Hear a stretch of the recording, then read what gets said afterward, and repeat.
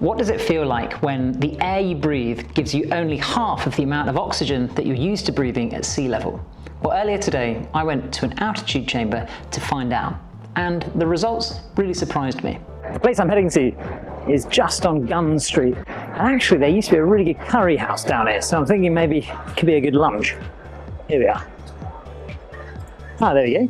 The altitude centre is just on the right. I'm here with Coco, and we're in the chamber. Yeah. What are we going to do today? We are going to do a high altitude training session. We're going to get you on the treadmill, get a mask on you connected to a high altitude generator, get you walking, and see how high we can get. The generator does go up to 6,200 meters. Whether we get there or not, don't know, we'll have to see. Okay. I'll be looking at your blood oxygen saturation. If that falls below 75, that's like a cut off. So I'll be monitoring it as we put the altitude up.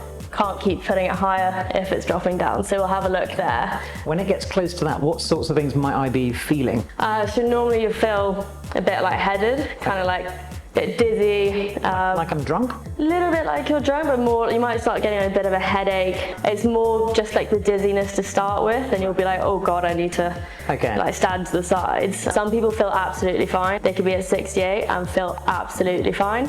Some people could be at 80 and feel rubbish. So completely depends on the person, completely depends how you react. But typically it's like a dizzy kind of like, whoa, this doesn't feel right. You mentioned it's completely genetic. Yeah.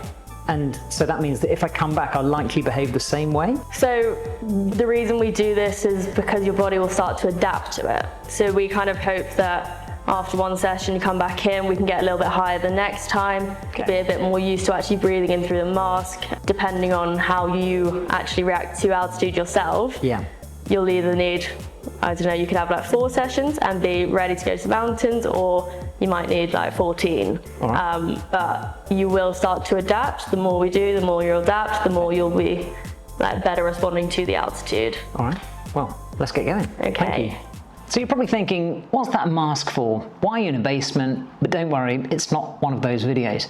The mask itself simulates the effects of high altitude. Now, there's 2 ways that we could go about doing that. We could either reduce the pressure in the room, but that would require big doors, thick glass, and a huge vacuum pump.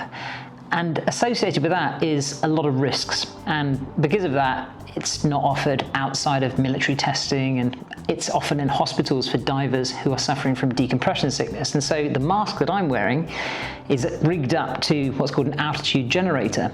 And effectively what this machine does is it inhales air from in the room, which is obviously normal air, sea level pressure-ish, we're in central London, and it removes some of the oxygen.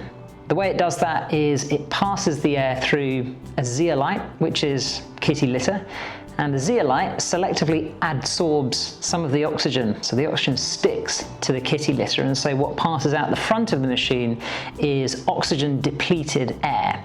That moves into a bag where it's mixed with normal air. In the same way as you make a gin and tonic, you select the concentration of gin that you'd like in your gin and tonic, and there's some buttons on the front of the machine which allow us to modify what's called the FiO2, or the fraction of inspired oxygen, to simulate the amount of oxygen that you would be breathing in the air at high altitude. If you just turn it the other way around, you always, you have to put my fingernail otherwise, So we actually do these sessions really slowly. Sure. Normally at like 2 kilometers an hour, and that's like quite fast. That's it, okay. So as anybody who's dived into a swimming pool before, they'll realize that the deeper you get, your ears start to feel the pressure of the water around you, and as you ascend, that feeling comes away. As you ascend through the column of air, like on the side of a mountain, getting higher and higher, the pressure reduces. Effectively, the air gets thinner and thinner, and the particles in the air move further and further apart. And what that means is, with each packet of air that you inhale, as you move higher up, there are fewer molecules of oxygen to dissolve into the blood. The composition of the air remains the same. It's still always 21% oxygen, even at the summit of Everest. But the difference is that because things are so far apart, because the pressure is so low, and your lungs are the same volume, the number of molecules of oxygen that you can inhale and therefore can dissolve into your blood is far reduced. And that's the effect that we're simulating today by inhaling effectively nitrogen-enriched air. Quite low, isn't it? Yeah. I told you. It's fine. We give it. We've got 10 minutes to warm up, so we've got 10 minutes to get that altitude up. The screen on my right shows a number of numbers. We can see on the left-hand side SpO2, which stands for peripheral capillary oxygen saturation or something. But effectively it's a measure of the amount of oxygen that is in my blood. And the way that it's measured is through that clip that goes on to the finger, a pulse oximeter, the same thing that's in the back of a Garmin. And effectively that shines both red and infrared into the peripheral capillaries, and it measures how much of that light is absorbed. Okay, cool. Step to the side for me. Mask down. Let's go. All right. Okay, we're gonna go 6,200. That's 6,200 meters. 4% gradient. And still at 82% SpO2. This is really weird. I'm gonna switch a mask Okay. after this one and just let you breathe for a few seconds. Okay. Because Something looks I don't think I've ever seen it this good this quickly. Okay, cool. Step to the sides for me. Let me just change this. So you reckon this is going to be better? As in, I'm going to see a worse number? Yeah. Okay.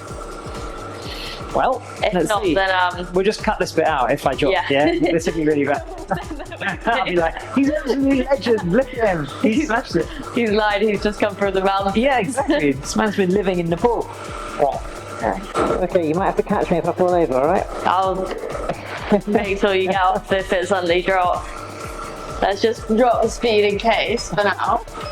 Well, it's dropping faster. Oh. Okay, that's fine then. Cool, steps to the sides. Okay. Get the backpack on you. It's the final challenge. 10 kilos. 6,200? Yeah. 10% incline. All right. The critical cutoff of SpO2 in this environment is 75%. When my number drops, if it drops below 75, then the test will stop and I'll have to take the mask off and I'll breathe normal air and hopefully that number should come rising back up. Typically, if that number drops below 92% at sea level, you will be feeling pretty rough and likely in hospital or turning navy blue. It's not good to have this number to be very low, which is why acclimatization is so important, either through the use of facilities like the Altitude Centre here in London or simply going to high altitude and living there. We all know that marathon runners go and do this, they train at high altitude, and the reason they do that is because the kidneys compensate by releasing EPO. Erythropoietin, I think it stands for, and that's the drug actually that lots of Tour de France riders used during the 2000s to get these incredible performances. The way that the drug, well actually the hormone works, is it encourages the bone marrow to produce red blood cells, and it's the red blood cells which carry the oxygen around the blood. So in other words, if you're breathing in fewer particles of oxygen, you need to make sure that you're really able to harness all of them. And by having more red blood cells, you're able to do that. And so as a marathon runner that's been training high, you've got loads of red blood cells, you come down to where the oxygen is far richer and more prevalent in the air. And in theory, you're far more effective as an aerobic athlete. Boom. There we go. So here are the results, and you reckon I didn't do badly? You did very well. Okay, I'm happy with that. Yeah, very, very well. What would like a normal person who isn't so good at altitude as I am have achieved here? Like at, say, the 6,200. Yeah. Like what's a typical SpO2? It would normally be below 80. Okay. Around like 76. Okay. It does get a lot harder, especially when we got the incline up to 10%, we added the backpack, the speed was going up. That is normally quite taxing on the body.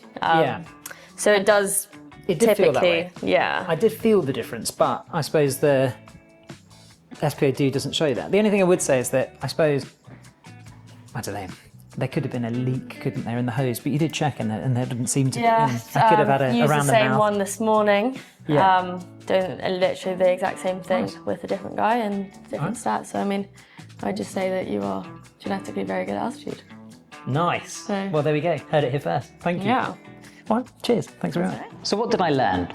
Well, based on previous experiences, Kilimanjaro, Teide, Tube Cow, all videos on the channel where you can see me going through reasonably uncomfortable experiences, I always attributed that feeling to the altitude and the lack of oxygen that was available to me at those altitudes. But what this experience has taught me is that it's possibly all of the other factors, be that the fact that I'm probably not drinking enough, it might be the food that I've eaten, Kilimanjaro, it could be the fact that we've simply ascended far too quickly, Teide, or it could just be a bad night's sleep beforehand, Tube Cow.